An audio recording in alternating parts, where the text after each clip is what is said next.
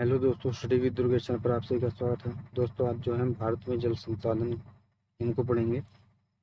भारतीय भूगोल का जो है ये हमारा चल रहा है वीडियो। जो भी भाई तैयारी करना चाहते हैं अच्छे से करें, शुरू से पढ़ें। तो चलिए शुरू करते हैं। दुनिया में चौथा सबसे बड़ा जल ग्रहण क्षेत्र ब्रह्मपुत्र नदी का है। भारत में सबसे बड़ा जल ग्रहण क्षेत्र गंगा नदी का है।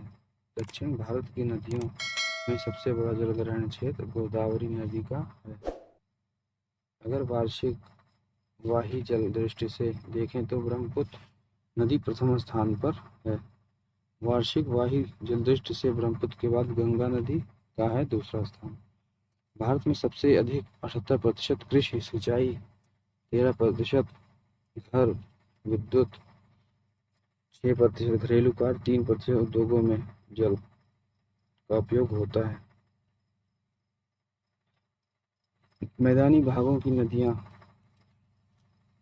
सिंचाई कार्य के लिए अधिक उपयोगी होती हैं। यही कारण है कि नहरी सिंचाई के स्थान पर उत्तर प्रदेश प्रथम है। सर्वाधिक नहर सिंचित भारत का राज्य उत्तर प्रदेश है, जबकि हिमालय क्षेत्र और पठारीय भारत की नदियां जल विद्युत के लिए उपयुक्त हैं, क्योंकि पठारीय भारत की भूमि असम विषम उबड़-खाबड़ होने के कारण यहाँ पर प्राकृतिक जल और वृक्षों का निर्माण हुआ है, इसलिए यहाँ जल विद्युत आसान है। हिमालय की अपेक्षा पठारीय भारत में जल विद्युत का निर्माण अधिक किया गया है। क्योंकि हिमालय दुर्गम भूमि है, खर्च भी अधिक है, इसलिए पठारीय भारत में जल विद्युत का निर्माण अपेक्षाकृत अधिक हुआ है। भूमिगत जल।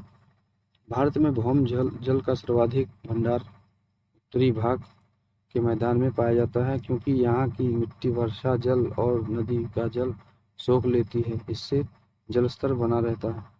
उत्तर भारत के मैदान के अलावा पूर्वी तटीय मैदान व पश्चिम तटीय मैदान भी भूमिगत जल पाया जाता है।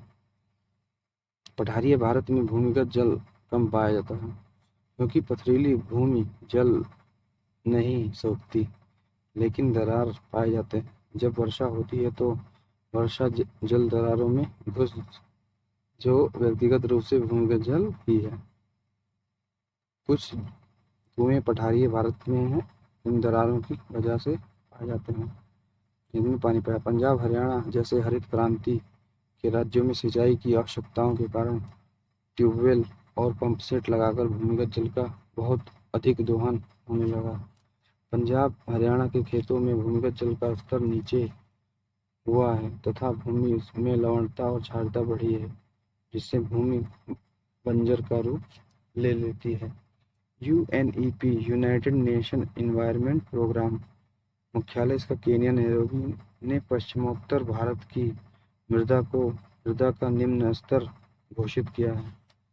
जल राज्य सूची का विषय है, इसलिए राज्य सरकारें अपने राज्यों में बहने वाले जल का उपयोग और वितरण पर पूरा नियंत्रण रखती हैं। भारत में सिंचाई। 1947 से अब तक सिंचाई क्षेत्र में 5 गुना अधिक वृद्धि की गई है। 2015 के आंकड़े कहते हैं अभी भी शुद्ध बोए गए क्षेत्र का मात्र 46% क्षेत्र ही सिंचित है, यानी शेष 54% क्षेत्र अभी भी वर्षा पर निर्भर है। भारत में सर्वाधिक सिंचित क्षेत्रफल वाला राज्य उत्तर प्रदेश, इसके बाद राजस्थान, पंजाब, आंध्र प्रदेश। कुल क्षेत्रफल के प्रतिशत की दृष्टि से सर्वाधिक सिंचित राज्य पंजाब है, 97%।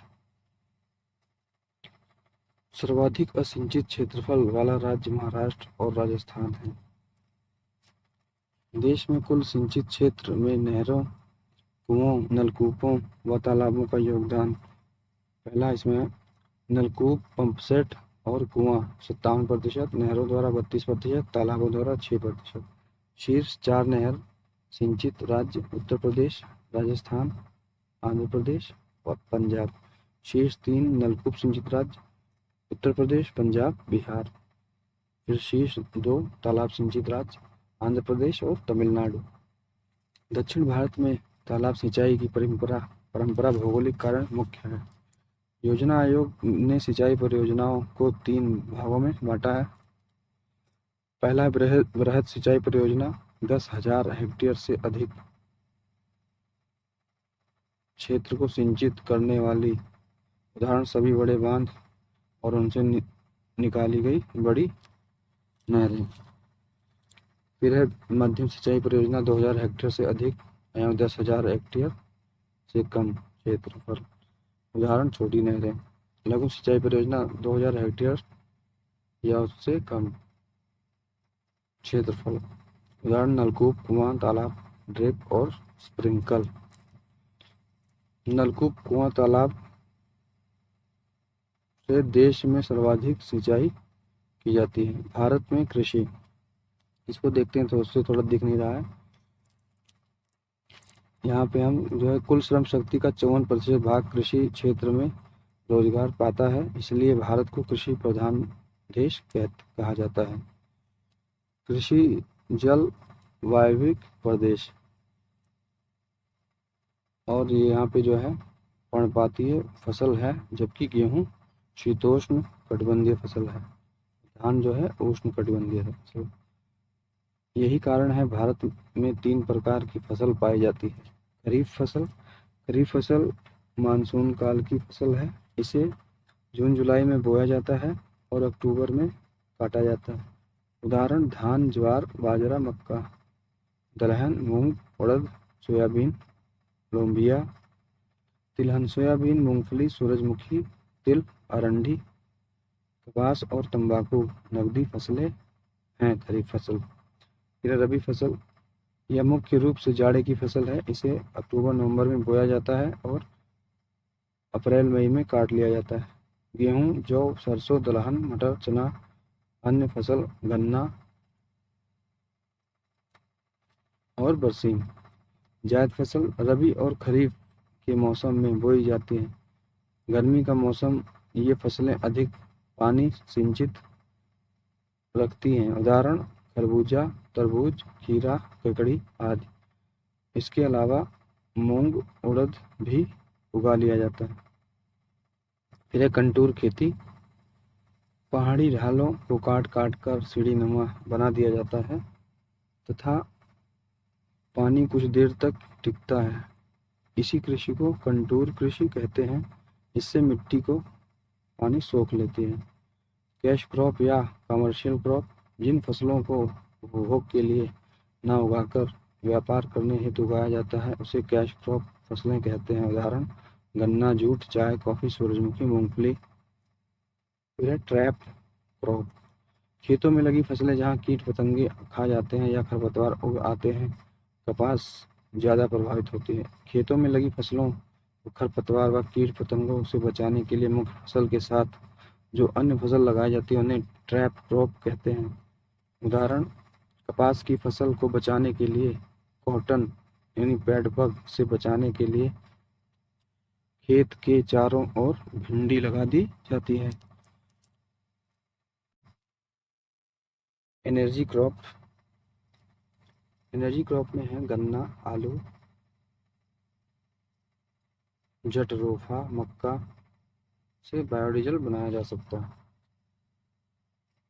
देश की प्रमुख खाद्यान्न फसलें चावल, धान या चावल ग्रेमिनी कुल का पौधा है।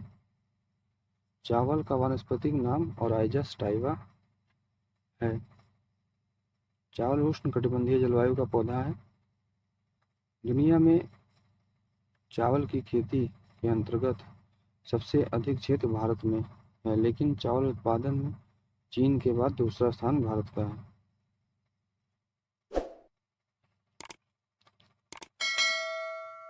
फिर देश में मुख्य रूप से पश्चिम बंगाल व तमिलनाडु में चावल की 2-3 फसलें पैदा की जाती हैं।